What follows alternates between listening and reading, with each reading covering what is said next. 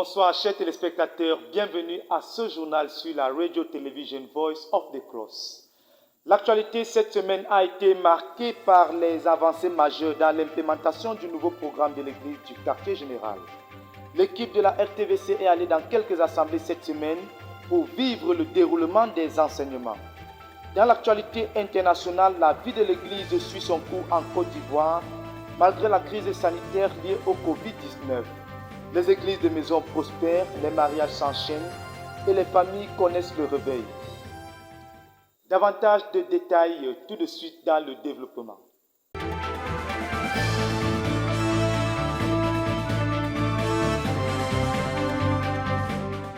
Les églises de maison ont pris corps dans la province spirituelle du quartier général et un nouveau programme vient harmoniser le fonctionnement des différentes assemblées.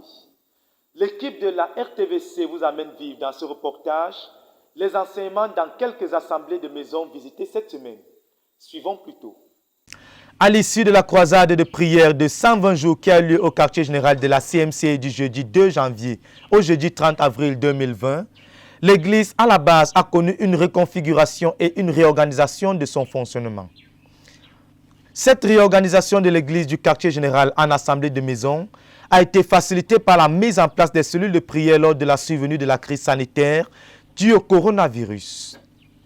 C'est ainsi qu'au cours des nuits de prière réunissant dans une cellule le leader, les chefs de département ainsi que les dirigeants de centre et leurs assistants, le frère Théodore s'est saisi de l'occasion pour conduire les dirigeants à élaborer un nouveau programme de fonctionnement du quartier général. Pour ce qui concerne le fonctionnement des églises de maison, le nouveau programme pour les 240 assemblées déjà recensées à ce jour prévoit les enseignements les mardis de 17h à 19h30. Pour cela, un programme harmonisé des leçons à enseigner, des thèmes de chaque leçon et les documents à utiliser a été élaboré pour permettre une harmonisation afin que toutes les assemblées avancent dans la même direction. La nuit de prière de la vision, quant à elle, a lieu dans les assemblées les mercredis de 19h à minuit, tandis que le leader prie avec les dirigeants et les chefs de département à la base de 19h à 5h du matin.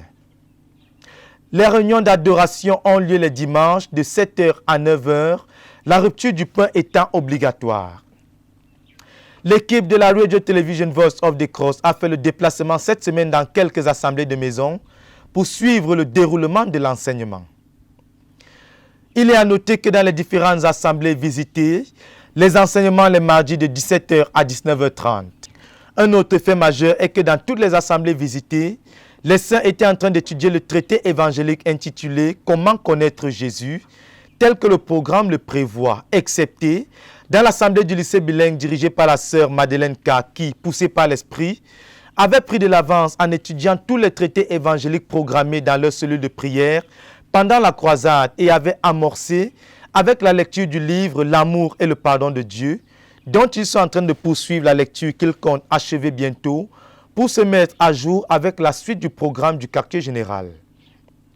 Revenant dans l'assemblée du centre de Mokolo qui a été la première à être visitée, les saints, après avoir chanté des cantiques et élevé des actions de grâce au Seigneur suivies des témoignages, sont passés à la lecture intégrale du traité avant de poursuivre avec une étude interactive détaillée avec une emphase mise sur les questions posées à l'introduction du traité.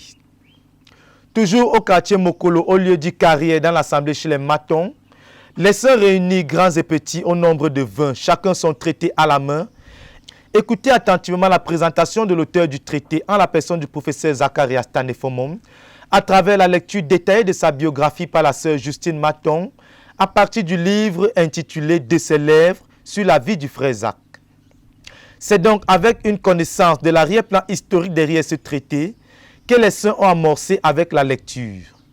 Dans l'assemblée chez les Donkere au quartier Poklota, après une brève exhortation du frère Apollinaire qui encourageait les enfants et les jeunes à la soumission suivant l'exemple de la reine Esther dans la Bible, les 20 personnes présentes ont suivi la lecture intégrale du traité. Ensuite, rappelant l'objectif qui est de donner à tous l'opportunité de partager, chacun a partagé ce qu'il a compris. Et enfin, au centre de Tindamba, après la lecture du livre étudié, la sœur Madeleine K. a conduit les 21 personnes présentes dans les actions de grâce et les proclamations à partir du texte lu avant d'achever la rencontre à 19h30 par 2 chants composés par la sœur Madeleine elle-même sur les églises de maison et sur les ministres aux enfants. Nous bénissons donc le Seigneur pour les assemblées de maison qui sont déjà opérationnelles au quartier général et pour l'implémentation et l'harmonisation des programmes qui est en cours dans toute l'église à la base. Dokume pour la RTVC, Dan Josué Molola Bekoum. Toujours au quartier général, quelques membres du département de la conquête du monde par la science, conduit par le professeur Dieudonné Ndiamène, ont effectué une descente ce samedi 23 mai sur le site où sera construit très bientôt l'université ZTF. Plus de détails avec Jacques Coetier dans ce reportage. Le Seigneur a déclaré au professeur Zachariah Tane Efomum le 15 février 1997 aux États-Unis dans la prophétie de Colorado Prince. Tu fonderas une université chrétienne qui sera l'une des meilleures parmi les meilleures. Et cette université aura toutes sortes de départements. Et cette promesse du Seigneur est sur le point de s'accomplir comme toutes les autres à son serviteur.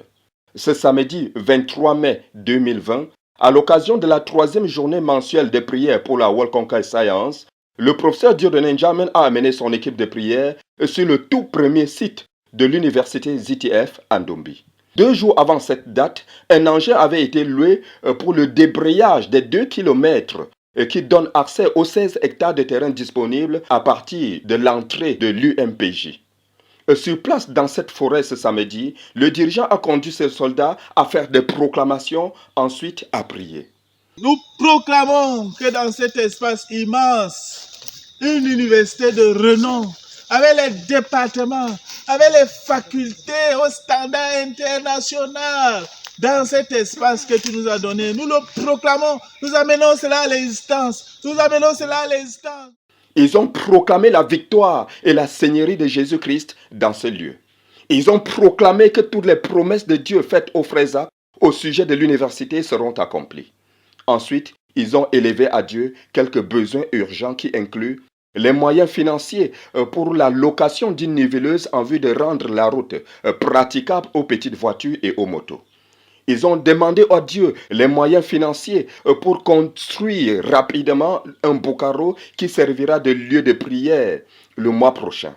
Ils ont demandé à Dieu les ressources pour mettre sur pied un studio pour le concierge chargé de superviser les travaux et les moyens financiers pour y construire le centre de recherche ZTF avant la fin de l'année 2020. Dans la prophétie du renversement du prince satanique du Cameroun, le Seigneur dit: et je donnerai aux Camerounais une puissance inhabituelle de créer. Et je donnerai aux Camerounais une puissance inhabituelle d'initier. Et je donnerai aux Camerounais une puissance inhabituelle d'amener à l'existence ce qui n'existe nulle part. Basé sur cette parole prophétique, le dirigeant a conduit ses soldats à crier à Dieu pour que sortent de cette université des résultats de recherche qui donneront des inventions. Pour que sortent de cette université des résultats de recherche qui aboutiront au brevet d'invention, des résultats de recherche qui aboutiront au prix Nobel et des résultats de recherche extraordinaires qui vont bouleverser le monde de la science et donner la gloire à notre Seigneur Jésus-Christ. Après 1h30 de prière dans ce lieu, ils ont quitté pour aller continuer au centre de recherche à Koumé. Pour la RTVC, Jacques Coetier. Les dirigeants de l'église à Yaoundé ont organisé les 9 et 14 mai dernier une rencontre avec les dirigeants des jeunes afin de les accompagner dans la planification et la poursuite de leur but fixé de la phase 3 et ensemble planifier avec les jeunes la conquête de la ville. Le reportage. Les dirigeants de l'église à Yaoundé ont organisé les 9 et 14 mai dernier 2 réunions avec les dirigeants des jeunes avec pour but de désigner et établir un dirigeant provincial des jeunes et ses 3 assistants en vue du lancement de l'évangélisation par les jeunes dans la ville. La rencontre dirigée par le frère Jacques Yougan, dirigeant de la province spirituelle de Yaoundé, vise également à aider les jeunes à planifier, poursuivre et accomplir leur but de la phase 3 qu'ils ont établie lors de la dernière retraite des dirigeants des jeunes avec le frère Théodore, tenue à Koumé. La rencontre a comporté 4 articulations. La première a consisté en la lecture et la proclamation de la prophétie reçue du Seigneur par le frère Théodore à l'occasion de la marche de prière de Yaoundé le 14 mars 2020 suivi de la lecture et de la proclamation de la prophétie reçue du Seigneur par le frère Zach au sujet des jeunes de Yaoundé le 21 février 2006, dans laquelle le Seigneur a dit que les jeunes vont secouer la ville de Yaoundé et secouer le monde. Après la proclamation de ces prophéties, un des faits marquants relevés a été que plusieurs rétrogrades sont en train de revenir dans l'Église. Après avoir encouragé l'assistance en exhortant sur le fait que le Seigneur leur a donné la ville et qu'ils avancent en terrain conquis, l'orateur est passé à la deuxième articulation de la rencontre, qui a consisté en un rappel du message de la première rencontre tiré du livre de 1 Jean chapitre 2, les versets 12 à 14, relevant les caractéristiques des jeunes qui sont forts, en qui la parole de Dieu demeure et qui ont vaincu le malin.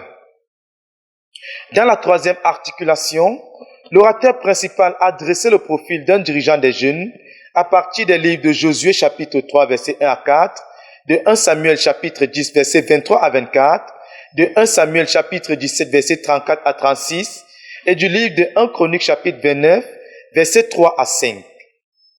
Nous cherchons un dirigeant des jeunes qui va se lever et qui va présenter des créances et qui va dire « Je prends la responsabilité de la conquête de Yaoundé ». Les jeunes ont dit à Koumé « Nous allons accomplir le but ». À Yaoundé, les jeunes doivent dire « Nous allons accomplir le but ». Et parmi les jeunes, il doit y avoir quelqu'un qui va dire « Je vais accomplir le but ». C'était là le cri de ralliement lancé par le frère Jacques Yugang aux jeunes présents. La quatrième articulation de la rencontre a été marquée par une intervention critique du docteur Victor Andossé, qui a exhorté les jeunes à mettre de côté toute ambition égoïste afin de travailler en équipe, en laissant émerger et en mettant ensemble leurs dons spirituels afin de réussir dans la conquête de la ville. Les jeunes présents sont donc partis de la rencontre revigorés et déterminés à se lancer dans la conquête de la ville afin d'accomplir le but de la phase 3. Un compte rendu de Yves Ndiana depuis Yaoundé, lu par Dan Josué Mouloula Bekoum. Une percée majeure dans la prédication de l'évangile dans le sud-ouest et au-delà, plus précisément dans la localité de Koumba. La main du Seigneur est réellement à l'œuvre. Écoutons plutôt les détails avec Cynthia Siaka dans ce reportage. Après la récente convention mondiale de la CMCI, l'Église à Koumba s'est engagée à apporter sa contribution pour accomplir le but de la phase 3 en prêchant l'Évangile 4 jours par semaine. Avec l'avènement du Covid-19 qui a entraîné des mesures restrictives quant au rassemblement, l'Église a été rapidement répartie en 4 centres évangéliques dont la ville de Koumba, y compris l'église à Ekombe-Bunji. Le frère Efanga Joseph, pasteur de l'église, rend un ministère rotatif dans chacun de ces centres les dimanches. Une des percées majeures est la prédication de l'évangile de notre Seigneur Jésus-Christ dans 2 des radios locales les plus suivies à Koumba. L'évangile est prêché et les interviews de ceux qui prennent part aux réunions du dimanche sont diffusées pendant 30 minutes, 4 fois par semaine. De même, les enseignements dispensés dans les centres par le frère Efanga Joseph couvrent une bonne partie du programme de diffusion 2 fois par semaine. Ces programmes sont suivis par des centaines de milliers de personnes, non seulement à Koumba et ses environs, mais aussi dans certaines parties de la division de Fako, du Mungo et du Vouri, dans la région du littoral. Les messages prêchés par le pasteur Joseph au journal sont ensuite téléchargés et partagés aux individus et groupes sur les réseaux sociaux tels que WhatsApp et Facebook. Ceci a permis une propagation massive de l'Évangile à travers le monde quand on considère les rapports et les témoignages des personnes atteintes. Les ministères à la radio et d'évangélisation porte à porte ont produit les effets tangibles suivants. Amener plusieurs à écouter l'Évangile prêché dans les centres évangéliques. Des individus et des familles entières ont donné leur vie à Jésus. Des individus et des familles tourmentés par des esprits méchants et des liens sataniques ont été libérés. Des églises de maison et des groupes d'études bibliques ont vu le jour. La CMCI ainsi que notre évangile sont davantage connus, ce qui facilite l'évangélisation porte à porte.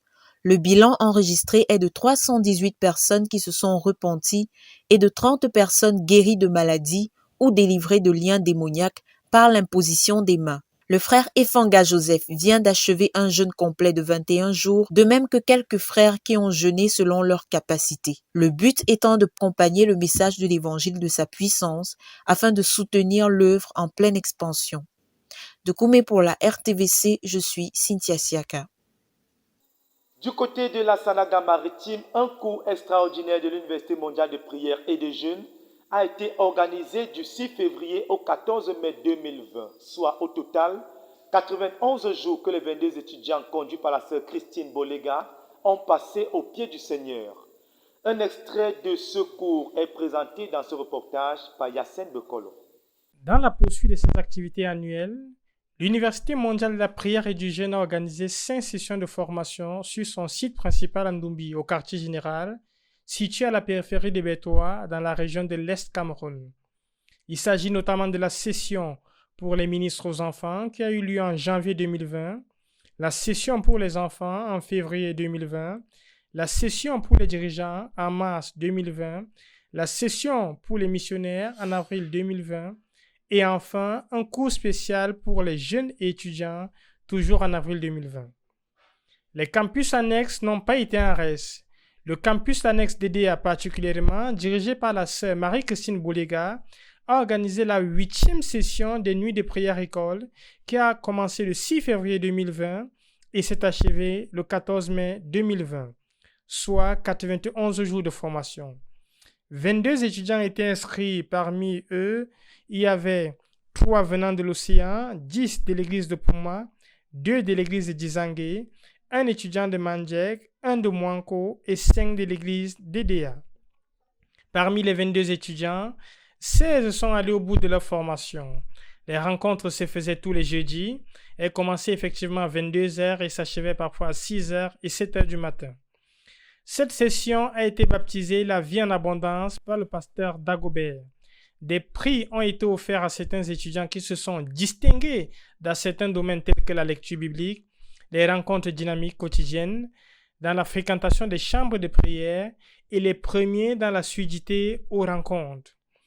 Des sacs de l'UMPJ ont été offerts à tous ceux qui ont été assidus. La 9e session va commencer le 6 juin 2020 et elle va durer 3 mois. Nous espérons que plusieurs étudiants prendront part à cette session. Louez l'Éternel car il est bon, car sa miséricorde durera toujours. Pour la RTVC, je suis Yassine Bekolo. Avant de boucler avec l'actualité au sujet de l'œuvre dans la nation, il faut noter que la main de l'Éternel a été à l'œuvre au travers du frère Séraphin Tambo, qui après avoir expérimenté la guérison miraculeuse du Seigneur a riposté contre le diable en effectuant une descente dans la localité de Minduru du 7 au 10 mai dernier pour relancer le ministère aux jeunes et pour encourager et provoquer les saints à poursuivre le but de la phase 3. Des ministères ont été rendus dans 3 localités, bien que les saints rassemblés soient venus de 7 localités.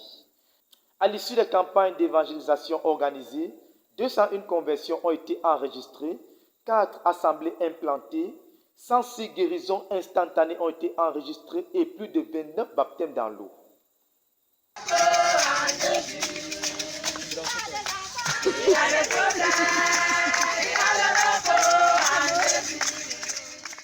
Dans l'actualité internationale, cette fois, la crise sanitaire à coronavirus n'a pas été à la hauteur pour freiner les avancées de l'Église en Côte d'Ivoire. Multiplication des églises de maisons, enchaînement des mariages et autres bonnes nouvelles. Un reportage conjoint de Pascal Béorich et Draman Abou depuis la Côte d'Ivoire.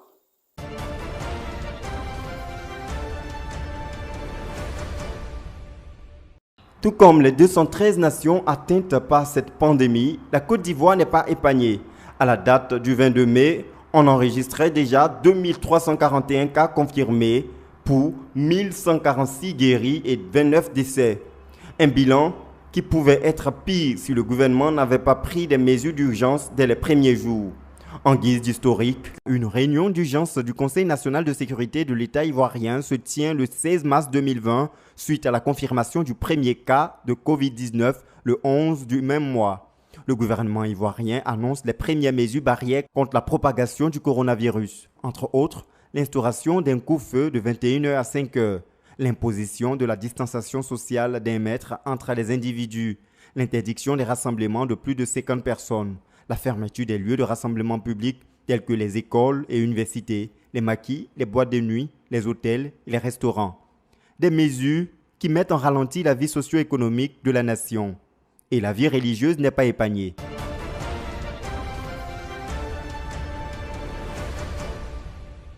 Ce n'est pas pour autant un frein pour la vie normale de l'Église.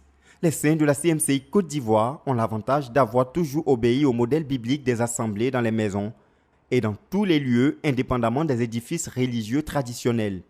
Un modèle qui leur donne l'opportunité de continuer à œuvrer pour le Seigneur et entretenir la communion fraternelle, tout en respectant les mesures anti-Covid-19.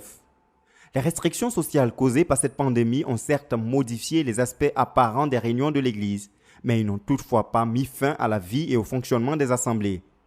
Se regroupe en assemblée de maison pour t'adorer, pour te louer. Il est 9h et l'adoration vient de débuter dans l'assemblée chez les Dégonzagues 1, dans la zone de Bingerville. Cette assemblée qui comporte plus de 150 membres a été réduite pour un nombre d'une quinzaine de personnes. Et ce, pour obéir à la mesure relative à l'interdiction des rassemblements de plus de 50 personnes. Même cas de figure à l'assemblée d'Adjamé Liberté, dirigée par le pasteur Mathias Daté. Avec ses plus de 300 membres, cette assemblée a dû se subdiviser en plusieurs sous-groupes en raison de plusieurs cultes les dimanches, en vue de respecter la limitation des réunions à moins de 50 membres. La distance d'un mètre entre les chaises étant de mise. Notons que les mesures anti-Covid ayant été renforcées entre autres par le port obligatoire des masques à la suite de la réunion du Conseil national de sécurité de Côte d'Ivoire du 9 avril 2020, les assemblées se sont aussi adaptées. Ici, dans les assemblées de Koumassi, tous les frères sont munis de leur cache-nez au cours des adorations. Une nouvelle assemblée a même été implantée au cours de cette période chez le pasteur Amouabilé. Le dirigeant, le frère Kosonou, nous fait le point. Et notre assemblée a été implantée depuis le 22 mars 2020. Et par la grâce de Dieu, nous avons pu gagner en moins d'un mois, nous avons pu gagner 5 âmes au Seigneur Jésus-Christ, dont 2 ont déjà fait le baptême et ont intégré l'assemblée. Nous bénissons le Seigneur parce que les frères, malgré la situation qui prévaut actuellement dans la nation et dans le monde entier, demeurent attachés au Seigneur. Les frères viennent à l'adoration, ils viennent aux prières, ils viennent à l'évangélisation. Nous respectons les mesures, nous ne cédons pas 20 personnes à l'adoration. Et le Seigneur est avec nous. Une autre assemblée a été implantée dans la sous-zone dirigée par l'ancien Isidore. Donc fait partie de cette assemblée, l'assemblée chez les Gravis. Cette assemblée a été implantée le 22 mars 2020, donc en pleine crise du coronavirus. Nous avons pu gagner des âmes, nous avons baptisé quelques frères, nous avons scindé l'assemblée, nous avons implanté ici. Depuis lors, l'assemblée fonctionne correctement, normalement. Les frères sont là, ils se portent bien. Je veux dire qu'en gros, nous avons la grâce du Seigneur, de sorte que le fléau n'a pas freiné la croissance ni la vie de l'assemblée, donc de l'église. Nous continuons de gagner des âmes et le Seigneur est avec nous.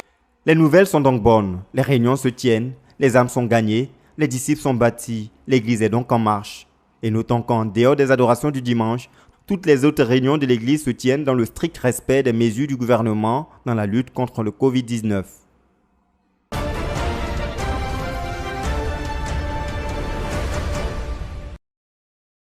En raison des mesures de prévention contre la pandémie à coronavirus, les familles vivent un autoconfinement chez eux à la maison. Pour les disciples du Seigneur Jésus-Christ, cette situation a pourtant occasionné une vie familiale beaucoup plus centrée sur Dieu dans plusieurs ménages. C'est le cas de la famille Mian à Makori.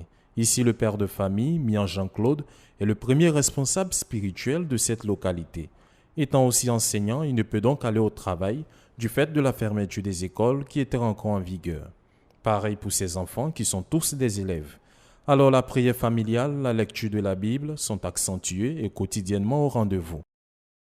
Au niveau de la famille, il y a eu effectivement une nette amélioration sur le plan spirituel. Pourquoi? Parce que les enfants ont commencé à lire la Bible. Souvent, c'est la maman qui leur dit, bon, Philippe, est-ce que tu as lu la Bible? ou soit les autres frères qui sont avec nous, Annick et la sœur pour Sylvie et les autres, qui par leur encadrement spirituel, demandent aux enfants de lire effectivement les livres tous les matins. Et donc, effectivement, les matins, on lit. Nous voulons dire aussi qu'au niveau de la famille, Dieu nous a effectivement dévancé, comme je l'avais dit tantôt. Nous prions systématiquement tous les jours.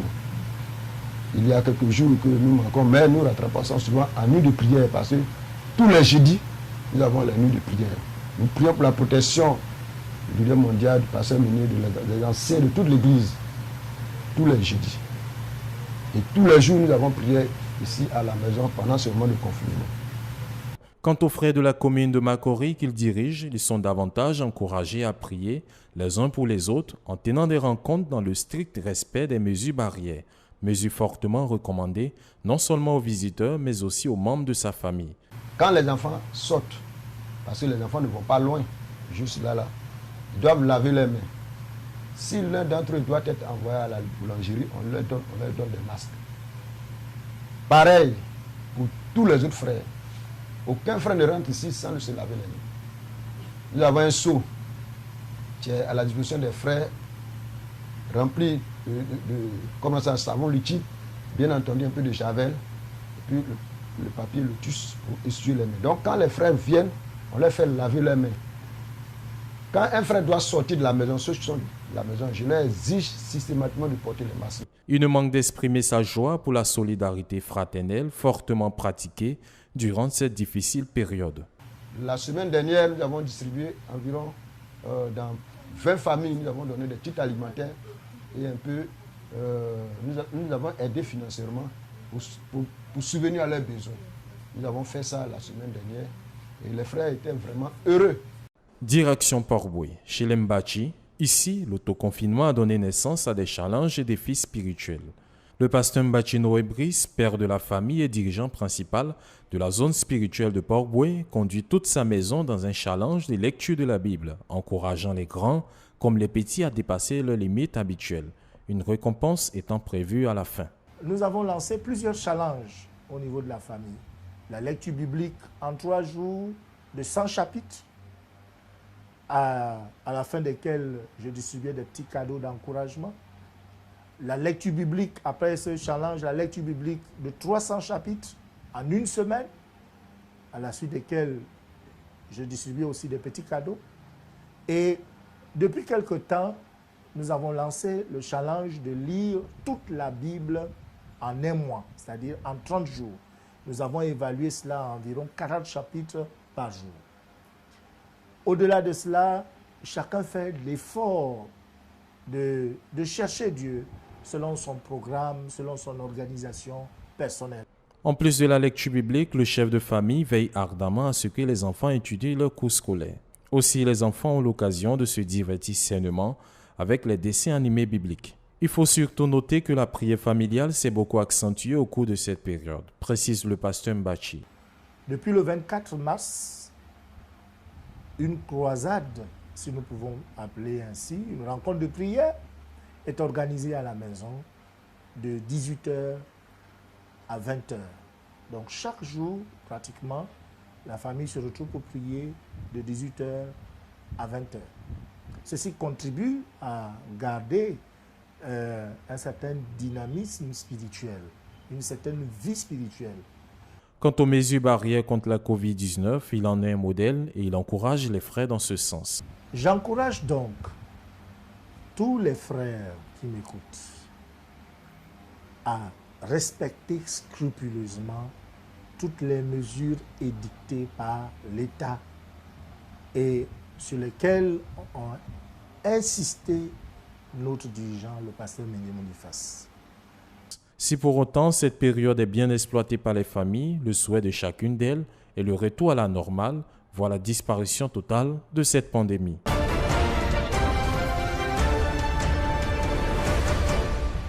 Les mesures barrières contre le Covid-19 sont constatées dans tous les événements de l'Église et les cérémonies de mariage ne font pas exception à la règle. Port de cache-nez obligatoire, distance de 1 mètre entre les sièges et la limite des rencontres à moins de 50 personnes strictement respectées. Un décor inhabituel pour un tel événement qui aurait certainement des allures plus festoyants en dehors du contexte sanitaire actuel. Marcel et Charlène se sont tenus à l'essentiel pour s'unir dans les liens du mariage ce samedi 9 avril 2020. La cérémonie civile à la mairie et surtout la bénédiction de l'église à la salle polyvalente du siège de la CMCI Côte d'Ivoire, Cisa Adjamé Liberté, et ce, sous la direction du pasteur Boniface Meigné. Et nous les bénissons ce jour pour qu'ils entrent dans cette nouvelle dimension de leur union. Ils se sont débattus dans le passé, mais tu es descendu pour leur donner la vie. Nous voulons que le reste de leur vie sur la terre soit sous ton œil bienveillant. Que ta bonne main soit sur eux. Même décor avec le couple Dago Brice et Elodie, qui se sont mariés ce samedi 11 avril dans la commune de Yopougon. Se démarquant des habitudes spectaculaires et connues aux cérémonies nuptiales, ils ont préféré accorder plus d'attention à l'exigence de leur amour conjoint plutôt qu'aux freins que pourraient constituer les restrictions liées à la pandémie du Covid-19. Le marié ne cache pas sa joie de vivre ce jour tant attendu, peu lui importe les conditions inhabituelles. C'est un sujet de joie, un sujet de joie, d'action de grâce, 30 ans de vie et de célibataire et en un jour, un changement de statut, vraiment, ça produit la joie au cœur.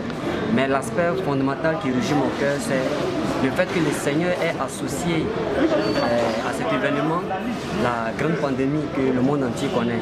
C'est ce jour-là que le Seigneur choisit pour que moi je puisse changer de statut, devenir un homme marié. Pour moi, c'est un grand sujet de joie. La sœur Élodie, le résolu du cœur du frère Brice, rend elle aussi grâce au Seigneur pour sa fidélité qu'il lui a manifestée à travers l'avènement à l'existence de son mariage. Je ressens simplement la joie et mon cœur déborde de reconnaissance envers Dieu. Merci. Lui qui m'a permis de relever le défi. Après la cérémonie civile tenue à la mairie de Yopougon, route est prise pour le sous-centre de Niangon Sud où s'est tenue la bénédiction nuptiale. La sœur Colette Meigné, le témoin de la mariée, a aussi été l'oratrice du jour. À partir du passage d'Ésaïe, le chapitre 26, le verset 3, la missionnaire numéro 2 de la CMCI en Côte d'Ivoire a félicité les mariés pour avoir tenu ferme dans l'exécution de ce projet divin. Elle les a ainsi rassurés de la paix du Seigneur qui les accompagnera parce qu'ils se sont confiés en lui. Par la suite, elle a conclu son propos avec le passage d'Ecclésiaste, le chapitre 4, les versets 9 à 12, révélant aux mariés la grande valeur et le caractère déterminant de leur union maritale pour l'accomplissement de l'œuvre à laquelle le Seigneur les appelle. C'est à la suite de ce message que les mariés se sont portés les alliances, après quoi ils ont reçu l'imposition des mains des anciens pour la bénédiction de leur couple. Par cette célébration exceptionnelle de leur mariage, le couple Dago a ainsi témoigné qu'il n'y a pas d'obstacle à l'amour marital, surtout quand il trouve sa source dans la coopération avec Dieu et dans la soumission et l'obéissance radicale au divin auteur du mariage. Vive les mariés! Amen.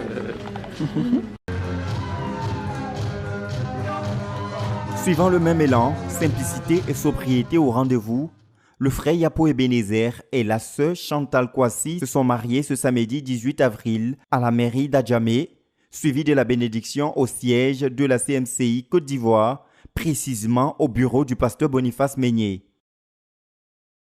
Je vous donne la capacité de vous multiplier, dit le Seigneur.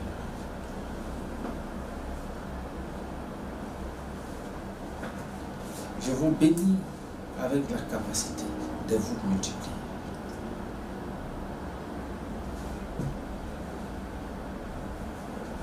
Je vous donne des enfants spirituels. Je vous les donne en grand nombre. Cérémonie tenue au comble de l'exception, ces amoureux ont eux aussi bravé l'atmosphère sociale morose que la crise sanitaire planétaire a imposée aux populations. Tout comme les couples Akumbi, Dago et Yapo, notons que plusieurs autres couples ont célébré leur union dans cette situation de crise sanitaire qui de manière manifeste a modifié les habitudes sociales. Tenues dans les conditions inhabituelles du fait du respect des mesures barrières contre le Covid-19, ces célébrations nuptiales ont surtout été des modèles d'obéissance au Seigneur qui exhortent ses enfants à être joyeux en toutes circonstances. Ils témoignent ainsi que certes, les populations peuvent être confinées, mais la vie normale de l'Église, l'obéissance à Dieu, tout comme l'amour de Christ répandu dans le cœur de ses enfants, ne peuvent être confinés ni limités par une crise sociale quelconque.